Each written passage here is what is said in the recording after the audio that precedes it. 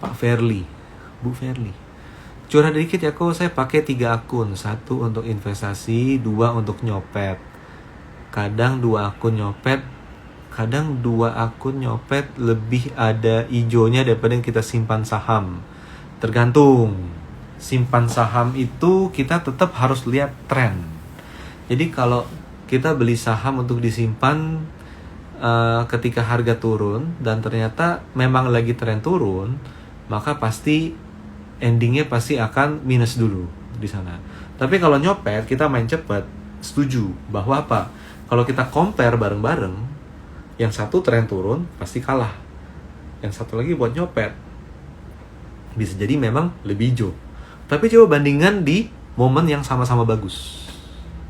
Contohnya lagi tren naik gitu ya, lagi tren naik. Ada saham yang tren naik, saya simpen, nggak diapa-apain. Lalu coba bandingkan juga dengan saham yang sama, kita coba main copet, tek jual beli. Porto kita lebih gede yang mana kenaikannya? Yang disimpan merem, naik terus, atau yang kita nyopet? Nah, itu yang baru boleh dibandingin, Pak. Itu boleh coba dicek, coba di review. Kira-kira yang mana? Gitu ya. Lalu abis itu dari Sky Aaron, kok saham dibeli nggak naik, nggak turun? Oh udah ya, ini udah pertanyaan udah sama ya. Lalu dari Randy 20 lagi, saham undervalue dengan prospek bagus untuk jangka pendek dan menengah, cocok untuk trading plan. Standar undervalue cocok untuk jangka pendek menengah, dibeli saat turun, dijual saat naik. Apa ini pertanyaan ya?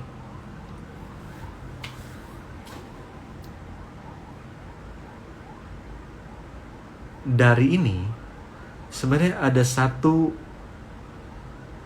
bolongnya dari pertanyaan ini. Saham apa yang bagus untuk jangka pendek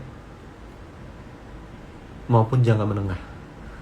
Ketika kita bertanya jangka pendek ataupun jangka menengah, arti kita nggak tegas terhadap diri kita di sana. Kenapa? Karena kita nggak komit terhadap satu tujuan, jangka pendek atau jangka menengah. Langsung bilang jangka menengah, misalnya seperti itu di sana. Nah, jadi tidak ada jawaban untuk apa? Untuk saham apa yang bagus untuk jangka pendek dan menengah. Kalau saya mau jawab, gampang, beli aja BCA, BRI. Jangka pendek relatif bagus, jangka menengah relatif bagus. Nah itu jawabannya tuh. BCA, BRI gitu ya, Mandiri gitu ya. Senyangkut-nyangkutnya di BCA pasti untung. Senyangkut-nyangkutnya di BRI pasti untung. Kenapa? Ya dia motor ekonomi gitu loh. Senyangkut-nyangkutnya di mana? Di Mandiri pasti untung. Senyangkut-nyangkutnya di Telkom pasti untung.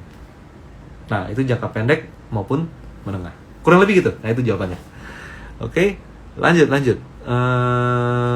Dari mana nih ya? Dari fotografa. Wah, thank you Pak, udah sering ikutan nih. Selalu ikutan malah ya, setiap IG live kita. Malam Om Rio. Wah, pemandangannya baru nih. Iya nih, ini lagi ganti posisi Pak, lagi ganti posisi. Thank you. Ya betul, yang nanya trading plan ikut STM aja guys, biar tambah mantap ilmunya. Wah, thank you ya Pak ya. Oke, lanjut. Thank you Pak fotografer. Lalu habis itu dari Channel Prime. Saya sering kali waktu beli saham dia turun, ketika jual langsung naik. Nah, biasanya nih Pak, kenapa? Beli saham langsung turun, jual saham langsung naik. Karena biasanya kita nganalisa resistnya di berapa ya. Kita lihat 2 titik sebelumnya, titik-titiknya sama, bikin resist, saya jual di sini. Totalnya breakout. Lalu supportnya di berapa ya? Oh, support di sini. Oh, ini support nih. Saya beli deh. Tahu-tahu dia tembus support. Karena dengan mencari 2 referensi di depan untuk resist dan support, artinya saham yang kita pantau konsolidasi sudah hampir selesai. Ketika konsolidasi sudah hampir selesai, either dia uptrend atau dia downtrend. Dan kalau kita jual di resist dan di uptrend, dia akan dijual naik. Ketika kita beli di support dan ternyata dia downtrend, dibeli turun. Well, itu nyebelin sih memang. Tapi kurang lebih gitu ya, Pak ya. Oke, lanjut dari Fahrizal. Mantap penjelasannya, Pak. Thank you, Pak. Sama-sama, Pak. Semoga bermanfaat. Oke. Wah, dari Pak Joni. Kalau kena ombak laut gimana? Nah, itu nasib, Pak. Kalau kena ombak laut, itu saya nggak bisa bilang gitu. Nah, akhirnya apa? By the way, akhirnya seperti ini, mau nggak mau nih ya, mau nggak mau apa? Ketika kita mau berlayar, kita juga harus tahu kapan momen yang tepat. Jadi bukan sekedar angin ke utara, gue mau ke utara, angin ke utara kita ikutin, nggak bisa. Kenapa? Kalau ombaknya lagi gede, mau sekenceng-kencengnya angin tiup ke utara, ya kita takut juga dong, kita harus mikir-mikir juga kan, kurang lebih seperti itu. Dan kalau setenang-tenangnya air tapi angin ke utara itu nggak ada, ya pada dasarnya kita juga nggak ngapa-ngapain di sana. Tapi beda cerita ya kalau di tengah jalan tiba-tiba ada ombak gede. Cuman teman-teman coba lihatlah di mana-mana bahwa selalu ada ritme, selalu ada pola di sekitar kita. Dan ngomong-ngomong pola, kalau kita belajar mengenai pola pergerakan harga saham, maka itu cenderung akan membantu result kita bisa lebih bagus dan lebih efisien. Nggak perlu yang setiap saat trading dan lain-lain. Kurang lebih seperti itu.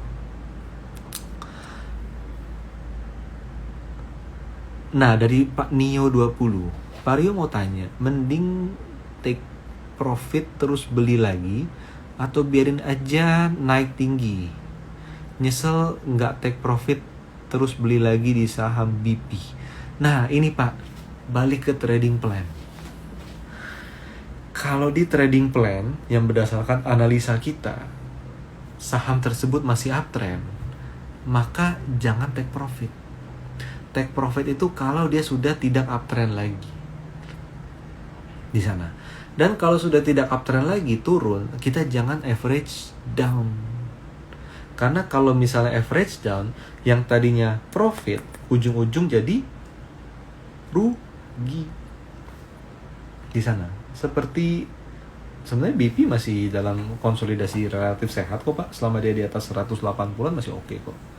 Cuma pada dasarnya apa? Pada dasarnya kita harus trend following. Kurang lebih seperti itu.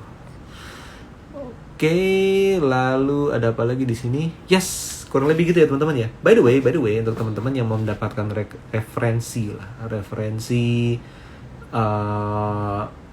rekomendasi saham, trading idea, teman-teman bisa subscribe aja ke free newsletter Galeri Saham, teman-teman. Jadi di free newsletter itu teman-teman setiap hari akan mendapatkan insight saham apa sih yang bagus, layak dipantau, strateginya gimana. Saham apa yang kayaknya udah gak terlalu bagus nih, Anda harus hati-hati jangan membeli saham tersebut, atau kalau sudah punya, apa yang harus Anda cermatin. Jadi kita nggak cuma bilang saham yang bagus-bagus aja, kita juga share juga insight di saham-saham yang nggak begitu bagus, biar seimbang teman-teman. Karena di luar sana, di capital market ini, rekomendasi beli itu 99,9%. Rekomendasi jual itu nggak ada. Anda baca dimanapun, rekomendasi itu adalah beli. Di bawah beli, di tengah beli, di atas juga beli. Atau setidaknya akan hold. Tapi jual nggak ada. Kita di Galeri Saham kita juga akan mengimbangi. Ada yang dibeli apa, yang dijual itu apa. Teman-teman tulis aja email Anda. Jadi untuk ketika live ini berlangsung, tulis email Anda di kolom komen. Nanti tim kami akan bantu untuk merekap agar teman-teman nggak usah repot-repot daftar newsletter. Nanti email yang Anda masukkan di kolom komen ini akan kita masukkan ke dalam free newsletter. Maka per jam 8 besok, hari Kamis jam 8, Anda otomatis sudah menerima newsletter pagi kita. Gitu ya, tulis email Anda di kolom komen hanya ketika IG Live ini berlangsung aja, dan tim kami akan compile untuk dimasukkan ke dalam free newsletter. Oke, apalagi di sini ya? Pak Darmawan, kok untuk trading plan melihat MA cocok nggak? Cocok Pak, asal Bapak pakainya, Bapak alirannya adalah trend following, pakai MA boleh. di sana. Tinggal balik lagi, Bapak trend following jangka apa nih? Pendek, menengah atau panjang? Kalau pendek, Bapak biasanya akan pakai cenderung 10, 20 atau 50 dan 10. Kalau Bapak adalah jangka menengah, Bapak akan pakai mungkin 50, MA 20 dan 60 misalnya seperti itu. Tapi kalau Bapak menengah panjang biasa 50, 100, 200. Kita di Galeri Saham kita pakainya 50, 100, 200. Untuk jangka pendek kita melihatnya di MACD. Gitu, Pak. Jadi cocok nggak? Cocok asal Bapak trend follower, bukan swing. Gitu. Lalu habis itu dari Pak Robin Gumilar. Pak Rio, alokasi portfolio yang ideal berapa saham yang bisa dimasukkan ke dalam trading plan yang nyaman untuk dipantau? Gini Pak, ini terakhir ya. Jadi kita sebagai individu kita cenderung nggak bisa banyak-banyak saham karena pusing memantaunya.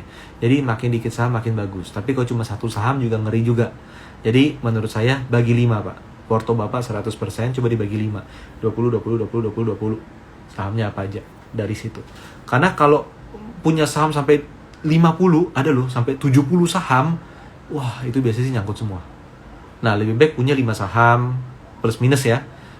Tapi hasilnya optimal, itu jauh lebih baik daripada Anda punya 50, 70 saham tapi nyangkut semua. Kurang lebih seperti itu. Oke, itu aja dari saya.